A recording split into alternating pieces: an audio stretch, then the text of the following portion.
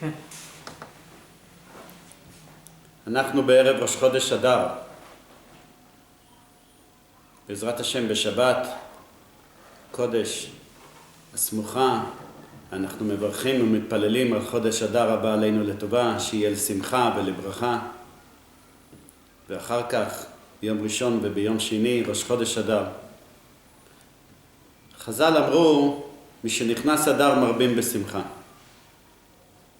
כידוע, חודש אדר זה חודש של שמחה בגלל חג הפורים ומחיית עמלק שהייתה בחודש זה.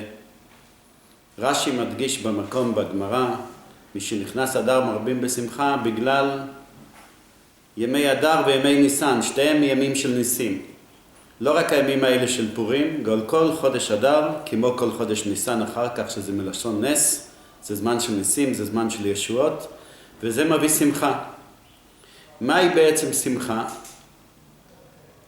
אנחנו יודעים שבחטא של אדם הראשון, אחד מהדברים, אחד מהכללות שנגרמו בעקבות החטא, זה היה עיצבון. בעיצבון תאכלנה, זה נאמר לגברים, הפרנסה באה בעיצבון, החיים באים בקושי. אנשים נאמר בעצב תלדי בנים. עצב ועיצבון זה הפך השמחה. כל עצב מורה על חיסרון, על חוסר. בן אדם שעדיין מרגיש שאין לו את מה שהוא צריך, הוא חסר את השלמות. שלמות מביאה שמחה. עיר הקודש ירושלים נקראת ירושלם, שלם מלשון שלמות, וזה עיר השמחה. יפה נוף משוש כל הארץ, כעיר שחוברה לה יחדיו.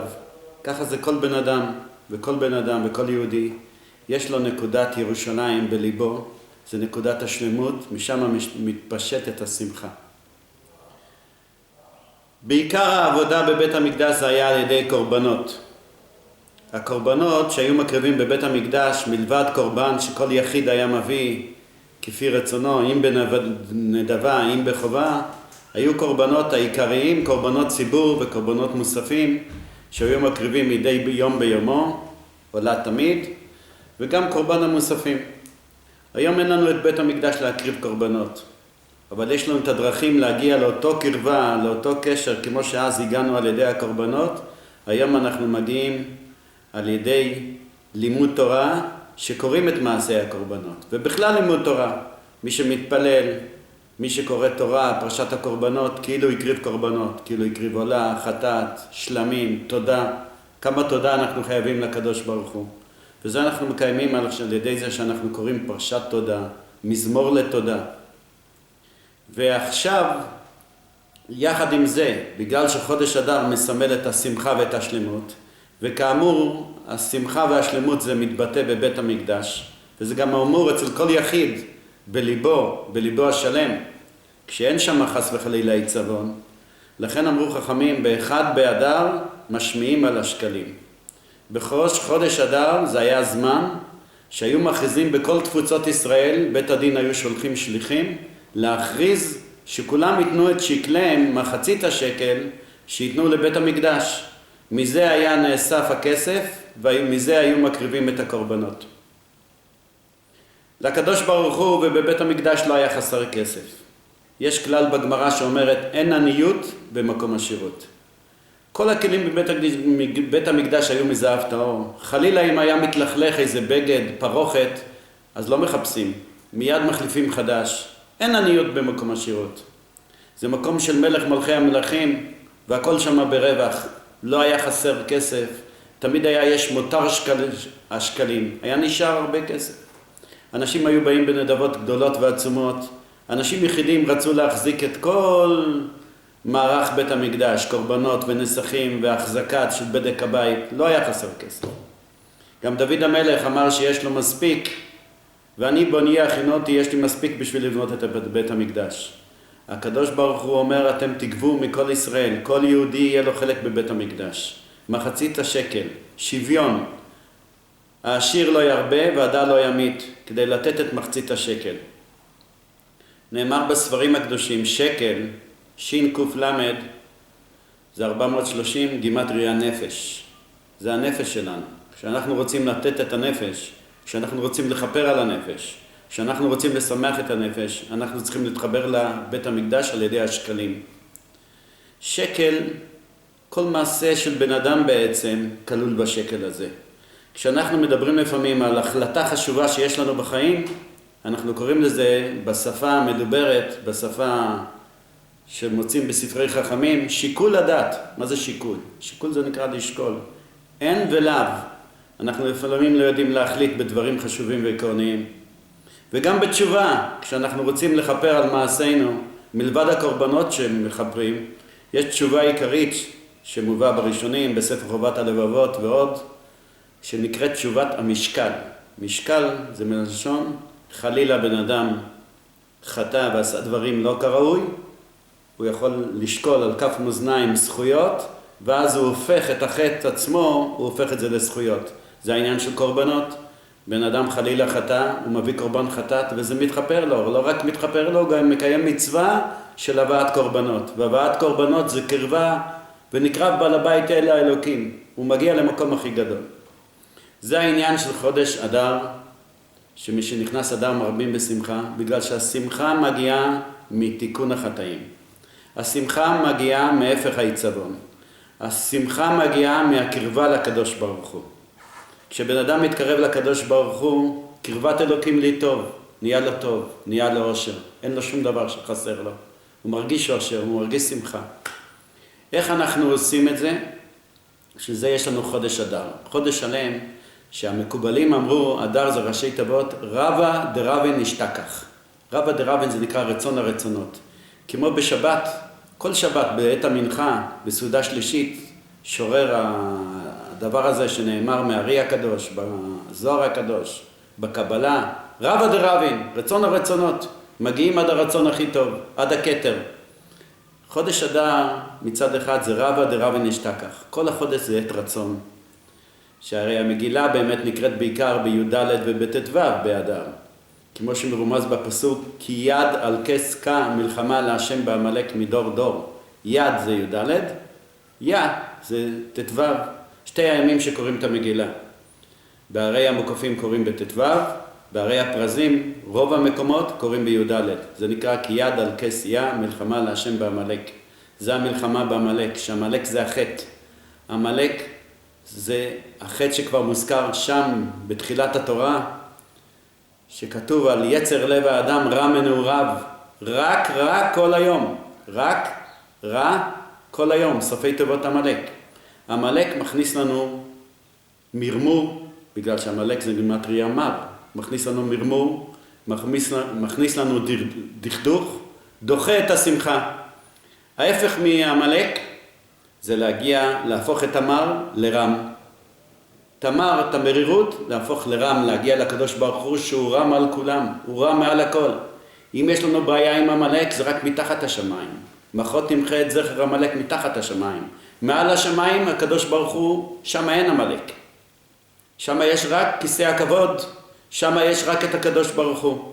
כשאנחנו מסתכלים במילה הזו, מר ורם, רם זה 240, ומר זה גם אותו דבר 240, ביחד זה גימטריה שקלים. כשאנחנו נותנים את השקל, כשאנחנו נותנים את הצדקה לבית המקדש, את הצדקה כיום לתינוקות של בית רבן, לתלמוד תורה, למקומות שלומדים תורה, מתחברים לתורה, מתחברים למחיית מלך אמיתית, שהמלך רצה לבטל את התורה. אנחנו מתחברים לקודשא בריחו, שהקדוש ברוך הוא נמצא בתורה. ואם אמרנו קודם שקל גימטריה נפש, נפש זה ראשי תיבות נשלמה פרים שפתנו. כידוע היום אי אפשר להקריב את הפרים, אי אפשר להקריב את הקורבנות, אבל אנחנו יכולים בשפתנו, בשפת שלנו, בלימוד שלנו, בתפילה שלנו, לעשות את אותה עבודה, להפוך את המר לרם, את המרמור לשמחה. וזה נעשה על ידי השקלים, ששקלים זה גם גימטריה תלמוד, כל התלמוד, כל הלימוד תורה, בין שלומדים חומש, בין שלומדים משנה, בין שלומדים קבלה, לומדים תלמוד בבלי, רמב"ם, כל הלימודים שיש, זה נכנס בגדר המילה תלמוד, שזה בגימטריה שקלים. ושקלים מעקיף את כל התהלוכות של האדם, שהאדם צריך בהם ברכה ושמחה. אנחנו אומרים בקריאת שמע, ודיברת בם, בשבתך בביתך, ולכתך בדרך, שוכבך ותקומך. תשימו לב, כל הדברים הללו, כל תהלוכות האדם, מהבוקר ועד הלילה, בבית ומחוץ לבית, הכל נרמז במילה שקל.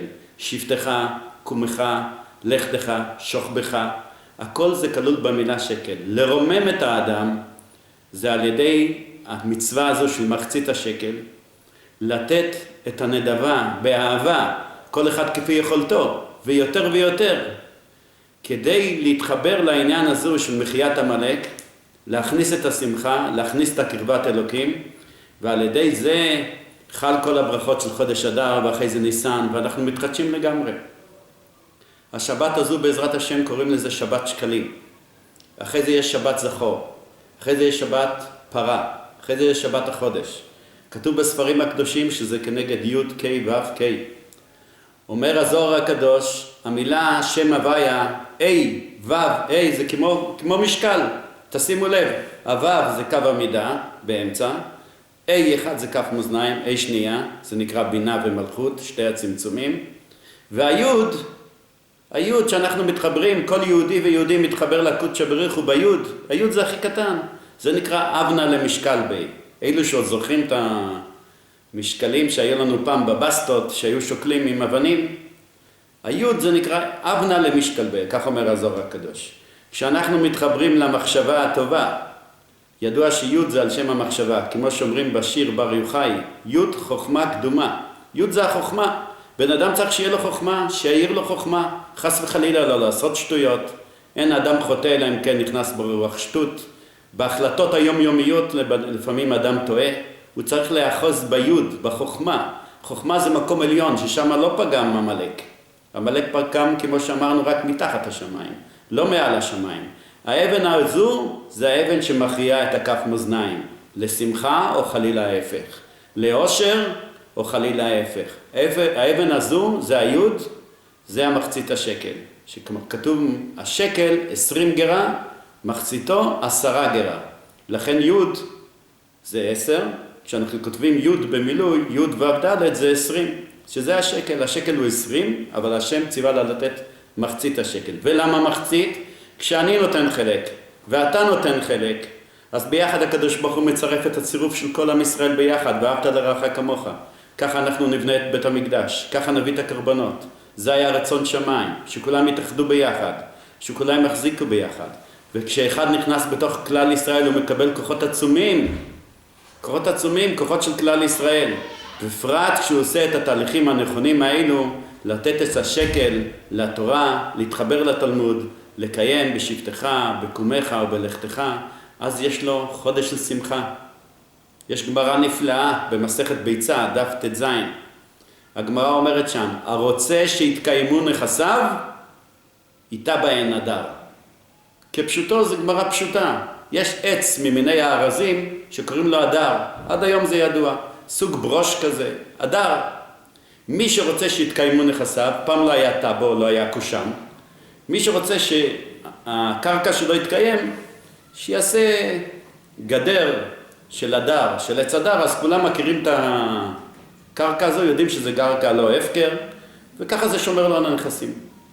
תלמידי הבעל שם טוב הצדיקים אמרו, הרוצה שיתקיימו נכסיו, מי שרוצה שיתקיימו הנכסים שלו, נכסיו זה גם דברים מכוסים, דברים שבצנעה, גם בביזנס וגם בחיים, וגם הלב שלנו, וגם הנקודת הרצון שלנו. מי שרוצה שיתקיימו נכסיו, איתה בהן אדר, שיעשה נטייה חזקה בחודש אדר, ישקיע בחודש הזה, יפעל להרבות שמחה בישראל, יפעל לחזק את הקשר שלו לבית המקדש, לקדוש ברוך הוא, על ידי השקלים, ועל ידי זה יתקיימו נכסיו, יהיה לו כוח, יהיה לו שמחה, ובעזרת השם קיימים ההם גם בזמן הזה, כל מי ששותף למפעלים של גנזי שמעון, גם במחצית השקל וגם באלפי השקל, בטח שיזכה לתיקון הנפש, לשמחה, וליהודים הייתה אורה ושמחה וששון ועיקר, כן תהיה לנו ולכם, לכל אחד ואחד מאיתנו,